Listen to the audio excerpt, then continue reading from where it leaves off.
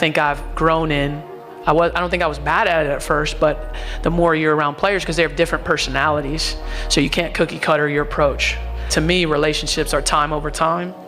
It's like you spend time over time with someone, and that's how you build trust. A position doesn't give you trust. Just because I'm a head coach, that doesn't mean they're going to trust me. And so if you think that positions give you trust or give you respect, then you're going to be a poor leader.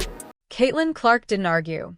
She didn't react. She simply stood up, and the entire gym went silent, because in that moment, it no longer felt like basketball. IT felt like a breaking point. Moments later, a coach walked off the floor. Phones came out, whispers spread fast, and everyone in the gym could feel it. This had gone too far. Before this turns into full-blown headlines, like the video and drop a comment, USA. Because what you're about to hear explains exactly why this moment shook Team USA to its core. Day 4 of Team USA camp was never supposed to unfold like this. That IT was designed to be controlled, calculated, and professional. A routine high-level session meant to sharpen chemistry and discipline. Instead, it turned into the most tense and uncomfortable practice of the entire camp, where body language spoke louder than words and the atmosphere shifted in a way no one expected. You didn't know, you know now. Caitlin Clark officially slams the door shut on Project B, unrivaled in all of these other leagues. She didn't hold back. She didn't hold back. She let it be known, I ain't rocking with none of these other leagues. We about to get right so I can cook in the WNBA. We got Paige Beckers fans being just so petty and bogus over one little shot she made over Caitlin Clark. And the thing is, you guys are making this award. Fans, this is what they want to see us for. All this other stuff is cool. We're not there for that. We here to see y'all play WNBA hoops, bro. Straight up and down.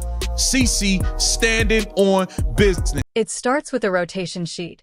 Nothing dramatic on paper, just a minor lineup tweak. Caitlin Clark is listed off the first unit for a controlled segment. An announcement, no explanation, just a quiet move to the bench. Caitlin notices immediately. She doesn't react. She doesn't complain. She sits, but the room feels it, because this isn't about minutes anymore. It's about the message. Practice begins, and something feels off right away. The offense slows, the spacing collapses, and communication starts to break down. Veterans try to steady the flow, trying to hold the structure together. But it doesn't work. The rhythm never settles. The energy feels uneven and forced. Meanwhile, Caitlin watches silently from the sideline, eyes locked on the floor, absorbing everything, as the weight of the decision hangs over the entire gym. The conversation I had with her pre-practice was that this is going to be one of the most fun experiences she's had, because everyone at this level loves the game, like a lot. And when you're growing up, you know, in high school, not every player loves the game like you love it. And then you go to college and not every player loves the game like you love it. I'm talking about like the elite skill, the elite competitors. Then you get here and you're like, whoa, there's more people like me. And this is fantastic. So I just want her, just like all the other players, to enjoy the experience, enjoy being with like-minded people. And I thought she looked good, you know, on both ends. And I thought, you know, that she hadn't missed a beat. So I thought she looked good too. Reading everything, after 2 rough possessions, a coach finally waves her in. She stands, no rush, no reaction. But the energy shifts the second she checks back in. The ball moves faster. Cuts suddenly appear. The game starts breathing again. First touch, an assist. Second touch, a hockey assist. Third touch, a step back 3. Swish. And celebration. Just silence. The bench tightens. Another possession. Caitlin pushes the pace. The defense scrambles. She pulls from deep again. Swish. Now it's uncomfortable, because this isn't defiance. It's clarity. She isn't trying to prove a point. She's simply playing. And that's what makes it worse. A staff member stands. An assistant leans in and whispers something. The head coach watches closely. The next stoppage. Caitlin is pulled again. This time, the pause lasts longer. The gym goes quiet. Caitlin looks toward the bench. Expression calm but firm. Not frustration, but disbelief. Because when performance answers every question, what's left to debate? A veteran misses an assignment. Another shot rims out. You can feel the tension building. Caitlin stands again, this time on her OW and NO signal. N-O argument. She walks toward the scorer's table, then stops, turns back, looks down at the floor, and slowly sits back down as the moment hangs heavy over the entire gym. Than in their very near future. And we wrote about that on the site, just like how people have been perceiving the negotiations and what still affects them and what they're thinking about with regards to the new collective bargaining agreement. But for now, just good time at camp, 3 days in North Carolina, a little snow on one of the days, just a little taste of the winter in the South. But yeah, it was interesting just to see what Carol Lawson is prioritizing in terms of how she wants to make her imprint on this program.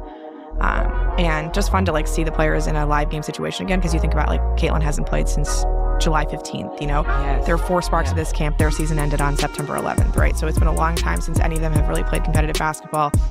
You still have some situations where Caitlin's stuck guarding Kelsey and Kelsey's, knocking her off. That's when the moment finally breaks. The coach walks off the court. Not angry, not shouting, just done. The whistle never blows, yet practice stops anyway. Players glance around, confused and uneasy. Phones begin buzzing along the sideline, whispers spreading almost instantly. Did you see that? This is getting ugly. Rumors form just as fast, not statements, not confirmations, just questions. Did I ask this about minutes? Is it about control? Or is it about Caitlin Clark shifting the balance too quickly? Because one thing is undeniable. Every time she steps onto the floor, the difference is obvious. The tempo changes, the clarity sharpens, and that kind of impact doesn't just create results. It creates pressure. This camp, and I want to particularly hit on 2 things that you wrote about. Just Caitlin Clark being back on the court. You also got a quote out of Sue Bird about her being impressed with Caitlin just being engaged while she was out and getting back to being able to play. A little bit about what Caitlin looked like on the court, how much fun she was having, how important it was. And then someone else, Angel Reese on the other side, talking about Chicago. That was the article I was not expecting. Yeah, so we'll start with Caitlin. Obviously, she suffered just a bevy of injuries in her sophomore season, played her last game on July 15th, even before All-Star Weekend. This was her first real 5-on-5 action since that injury with the fever, and it was a combination of USA players going against USA players and then also USA players going against the scout team, which was just players from small colleges all across North Carolina sort of helping out with that scout team practice. Not just on players, but on systems, on decisions, on egos. Another coach joins the first near the tunnel. Low voices, serious expressions. This isn't a tantrum. This isn't a meltdown. It's tension finally reaching its limit. Caitlin remains seated. She doesn't speak. She doesn't react. Sue Bird watches from the sideline, arms crossed. Then, almost under her breath, she says, ***, this is what happens when the game decides faster than people do.